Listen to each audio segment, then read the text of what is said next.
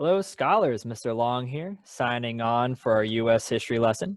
Today, we're going to be looking at a couple events that are going to lead us into World War II, us being the United States, but more specifically to this lesson, the world as a whole. Today's lesson is going to focus on European events in the interwar period between World War I and World War II. We're going to touch on some stuff happening in the United States during this time that's going to overlap with some stuff from the previous unit. But we're not really going to get into the war itself or Pearl Harbor that's going to bring the United States into World War II. So let's go ahead and take a look. Our four main things we're going to be looking at today are the Treaty of Versailles, nationalism and totalitarianism, the Great Depression, and the League of Nations. To start off with, the Treaty of Versailles, a little refresher. This is the international treaty that formally ended World War I. The treaty as a whole is not kind to Germany. In effect, it humiliated Germany. Many of the countries on the victorious side, the Allied powers, they wanted to have a scapegoat for the horrors of the 4 years of World War I. And Germany, being one of the most powerful nations from the Central Powers, was the easy target. Let's go after the big guy that kind of came in a little later in the war, but caused a lot of hardship for France and Britain and the other Allied powers. I said Germany came in a little later. They're still joining during the summer of 1914, during the beginning of the war. But if you think back to World War I, initially it was between like Serbia and Austria-Hungary, and then Russia became involved, and then Germany became involved during this whole sequence of events with the entangling alliances. So Germany really wasn't the one to pull the trigger on anything that started World War I, but they're still going to be guilty by association. A couple things that are going to humiliate Germany in particular.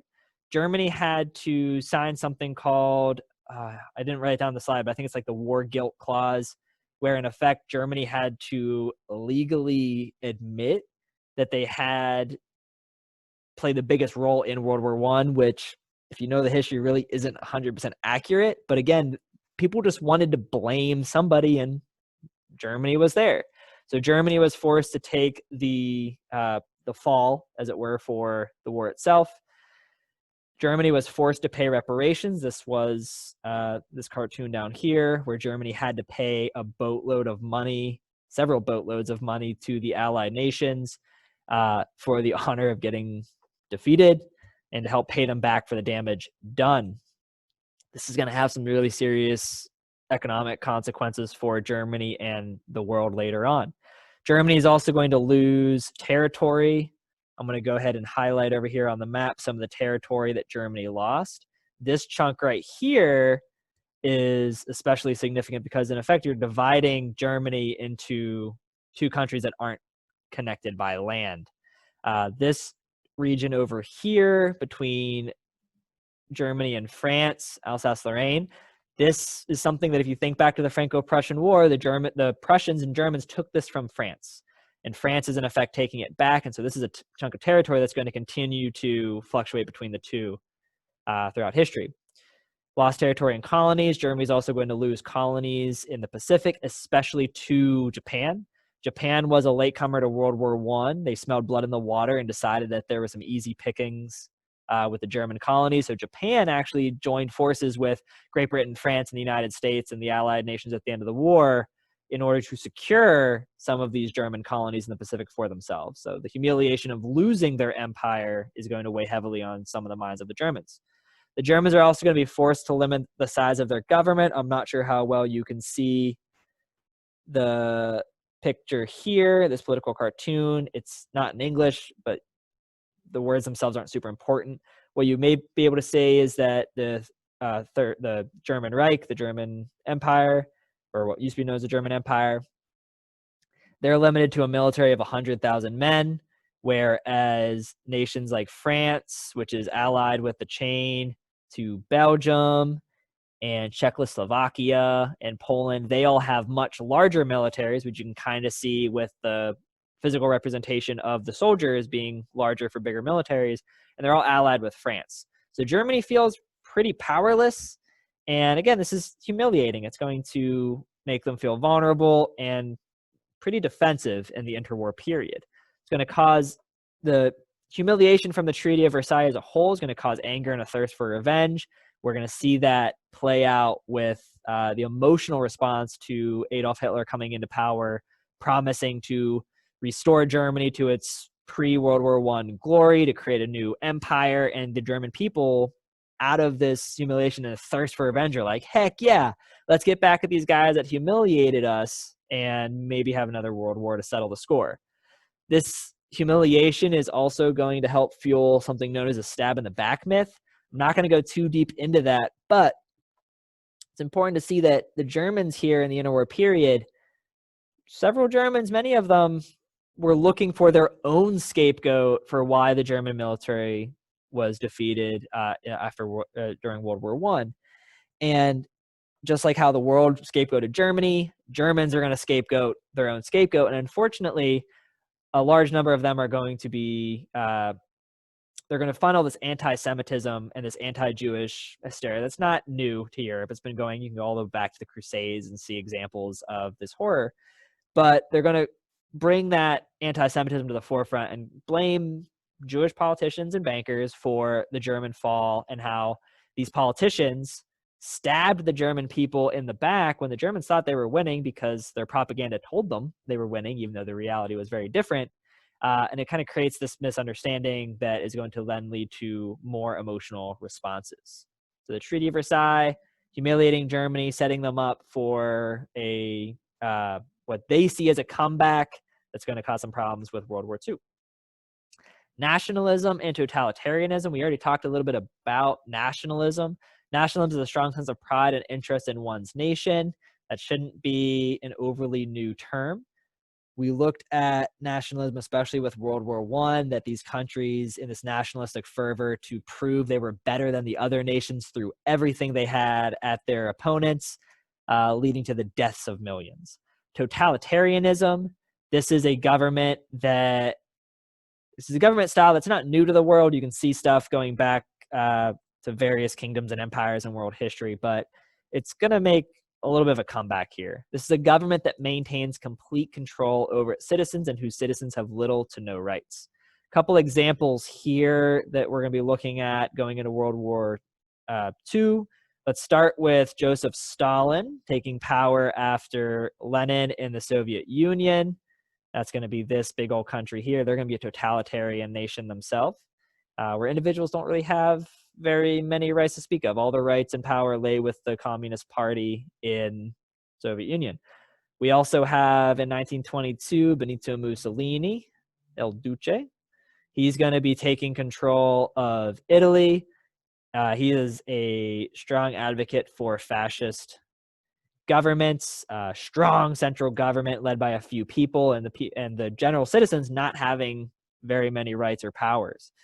Most of these totalitarian regimes are pretty far away from democracy on the political spectrum. And though there are elements of some democracy, but for the most part, not nearly as strong as other countries like Great Britain or the United States. In 1933, Adolf Hitler is going to come to power. We should all be familiar with that name. He is going to establish the Nazi-led Third Reich and establishing his own totalitarianism and his Nazi ideology in what used to be called the Weimar Republic, but is now the Third Reich, the German Empire, Third German Empire. In 1939, we have a fellow named Francisco Franco. Some of you from Spanish class may recognize that name. He had been fighting a civil war in Spain, Spain being this country down here on the Iberian Peninsula. Franco had been fighting a civil war against the Spanish government in order to establish his own fascist government. So if we're looking at the interwar period, fascism, whether it's in Italy or Spain or Nazism in Germany, these are all the rage. This is the popular form of government springing up in Europe. And there's books and books and books about why this is happening. And these aren't the only countries. You can also see some pretty extreme governments popping up in Poland, Romania, Czechoslovakia. And so these are just the four main ones that I want you guys to be aware of, but this is not exclusive to these 4 countries. Sorry, I forgot to circle Italy down here. So there's Italy, and you have Germany over here in case my arrows weren't clear enough. And a big part of what's causing these very strong central governments to come into power is the uncertainty and despair of this time, especially with the worldwide depression. So the worldwide depression happening 1929 to 1933, during and before these totalitarian governments are coming into power, the economic problems here of the Great Depression are creating pretty fertile ground for these totalitarian governments to rise up, to establish some kind of order, some kind of strength, and promise improvements. The Great Depression, which we've already talked about for the United States, this is not new to, it's not unique to the United States. This is something that rippled across the world, in large part from globalization and international trade, where the United States is going through economic hardship during the Great Depression. So all the countries that the United States is supporting in the post-World War I Europe, like France and Germany, when the U.S. is having their economic issues and they don't have money to help them, they're going to have their own economic issues. They're going to have their own Great Depression. It's going to ripple out across the world. And so for a couple years, the whole world is effectively really hurting, with a few exceptions. But for the most part, worldwide, things suck. Down here, this worldwide Great Depression is going to lead to approximately 25% of unemployment in the entire world, where 25% of the working age adults are effectively out of work. So this is pretty extreme in the world. It's creating a strong sense of uncertainty and desperation for people, and they're looking for any strong man, strong government that can come up and at least give the image of strength and vitalization. These are going to be guys like Francisco Franco, Benito Mussolini. Stalin's going to come into power during this time. Adolf Hitler, the classic example. And for some of these, it's democracy that put them in power.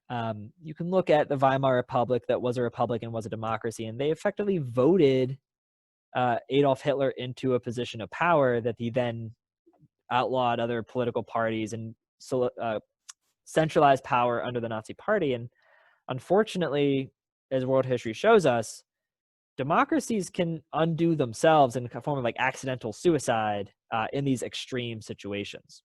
The League of Nations, for those of you that may not recall, this was an international organization that was set up with representatives from different countries from around the world, with the ultimate goal of preserving world peace, preserving the status quo, and avoiding another world war. Spoiler alert, they're going to fail pretty miserably. For example, there's going to be some international conflicts between Japan and China, Sino being a synonym for China here. This is going to be from 1937 throughout World War II, where little Japan over here on the map, they're invading. First, they're invading Korea to take control of Korea, and then they're taking care of Manchuria, and then working their way down through China. And so they're just squabbling up more and more of China as they go along. And the League of Nations supported China during this and said, Japan, hey, can you knock this off? And Japan is going to become so frustrated with the League of Nations for trying to stop them from gobbling up China that Japan is actually going to withdraw from the League of Nations in 1933 in the midst of this. And again, this date down here for the war is just for the official war part, but there's stuff happening before that with Korea and Manchuria. And this is a pretty telling sign that Japan can just walk away and not be held accountable for their actions. And I guess that's an oversimplification. There are economic sanctions that are going to push Japan to the breaking point, which is part of the reason they're going to conduct their attacks at Pearl Harbor to try to win a military victory for their empire, but that's a story for another time. Another example of the failure of the League of Nations is the story of Abyssinia, also known as Ethiopia, two different names for the same place. This was an African country that up until this point has successfully remained independent from European colonizers. It's one of two examples that I'm familiar of the African nation staying independent. Well, Italy, under Benito Mussolini, really wanted to reestablish this idea of like a Roman Empire and gain power and prestige for his nation.